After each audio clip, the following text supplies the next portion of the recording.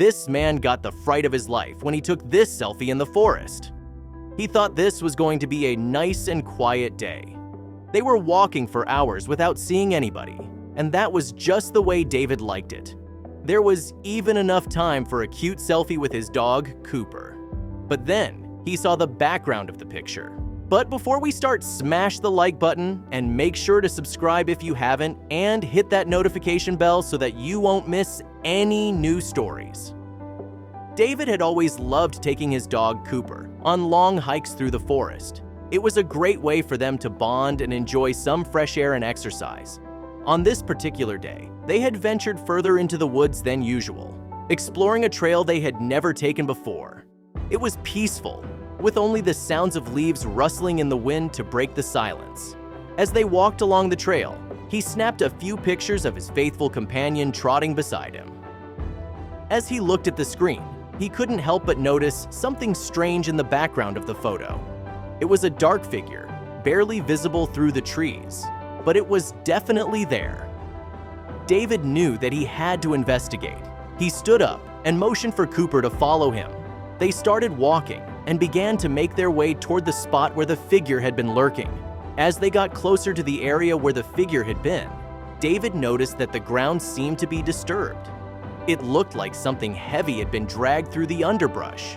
Cooper continued to bound through the woods, his tail wagging excitedly as he sniffed out new smells and explored his surroundings. Finally, they arrived at the spot where David had seen the figure in the background of his selfie. As they entered the clearing, the man's heart skipped a beat as he saw what lay before him. And then Cooper barked one time and bolted off into the thick vegetation of the forest. "Where are you going?" David screamed as he struggled to keep up with his canine. David's heart raced as he chased after Cooper. "What is it, buddy?" David yelled after seeing Cooper come to a halt in the distance. Cooper stood still, his body tense and his fur bristling. David could see that he was looking at something, but he couldn't quite make out what it was. As he approached, he saw movement out of the corner of his eye. It was then that David finally saw the creature. His blood ran cold. It was a large creature. It was covered in fur and had large claws, but the dog was already charging towards the creature, his teeth bared and his body brimming with energy. David knew that he had to act fast. He started to run towards Cooper, hoping to pull him away from danger. As he drew closer, David could see that the creature was a bear. Slowly, David started walking backward, all the while whispering to Cooper in the hope that he would follow. But Cooper did not listen, and in the end, it was a good thing that he didn't, because David had not seen yet the trouble that this bear was in. Luckily for David, and even more so for this bear, Cooper knew better. He slowly crept toward the bear, who was now leaning up against a tree. David couldn't believe what he was seeing. Cooper, his beloved dog, was sitting right next to a wild bear, howling softly. It was as if they were communicating with each other. David's fear slowly dissipated as he watched the interaction between the two animals. He realized that Cooper was not in any danger and that the bear was not aggressive.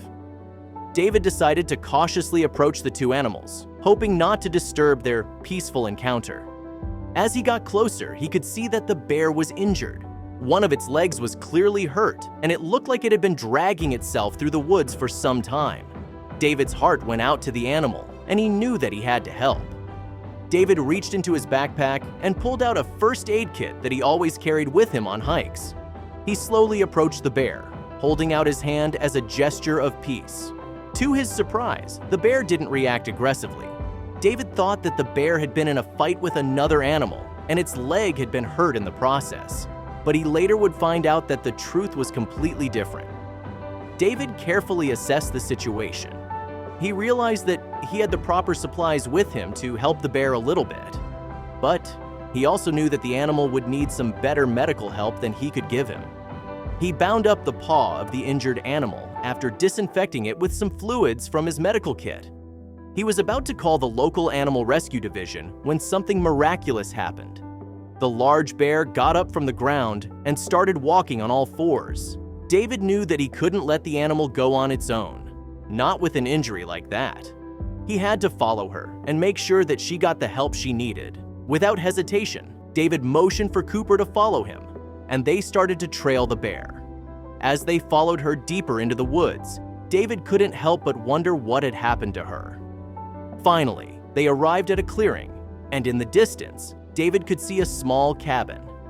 He knew that they were getting close to civilization.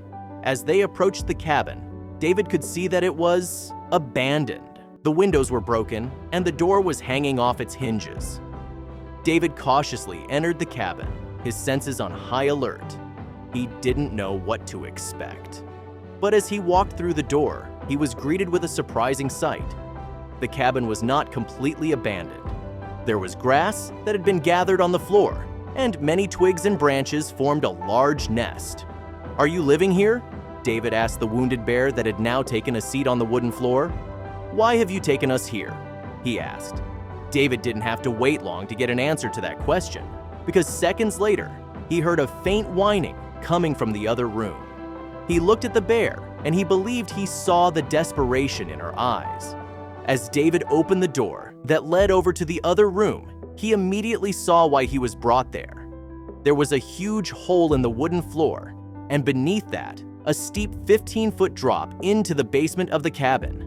And when David looked into this hole, he saw 3 baby bear cubs howling toward him from the cold basement floor. They must have lived here in this cabin and fell through the old floor. That's how this mother bear's got her injury. Her size must have made it possible for her to climb out and get help. That's why she wanted us to follow her. "We are going to help," he yelled as he picked up his phone and tried to call animal rescue once again.